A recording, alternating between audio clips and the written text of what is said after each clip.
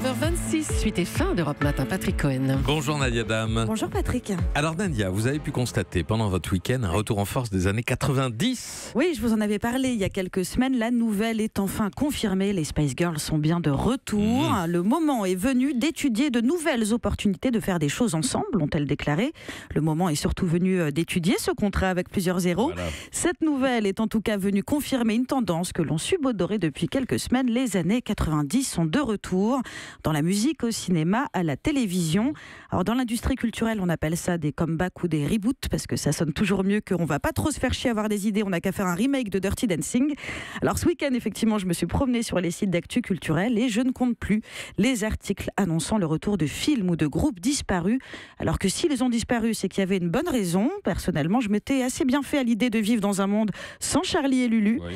D'ailleurs, vous aussi, Patrick, je pense ce retour des 90s sévit aussi dans la mode. Le site Les Inrocks annonce le retour du sac banane, des baskets compensées, des tresses africaines, vous savez, de l'actrice Baudérec, dans le film Elle, alors que juste tu ressembles à Kirikou dans Kirikou. Alors en musique, on nous annonce le retour des Spice Girls, des Poetic Lovers, du groupe Simple Minds et surtout de Génération Boys Band. C'est une tournée qui réunit Alan Théo, un membre des G-Squad, et Franck des To Be Free. Alors j'explique pour les plus jeunes, un boys band, c'est 3 mecs qui chantent au-dessus d'un ventilateur avec la chemise ouverte et dont le principal talent était de faire hyper bien semblant d'être hétéro.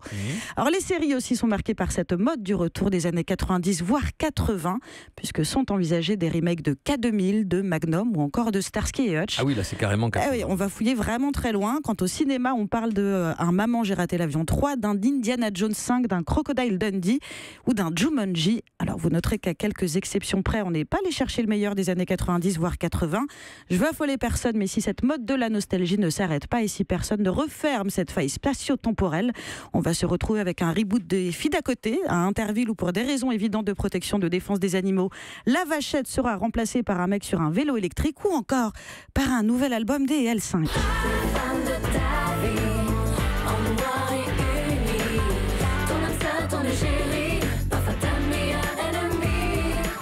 L'avantage, c'est que ça pique un peu, mais l'avantage, c'est que si tu as sombré dans un coma profond en 98, que tu te réveilles aujourd'hui, t'es pas dépaysé. Si en plus l'infirmière des soins intensifs allume la télé sur France 2 et Drucker le dimanche après-midi, tu penseras juste être assoupi devant Champs-Élysées un samedi soir sur Antenne 2.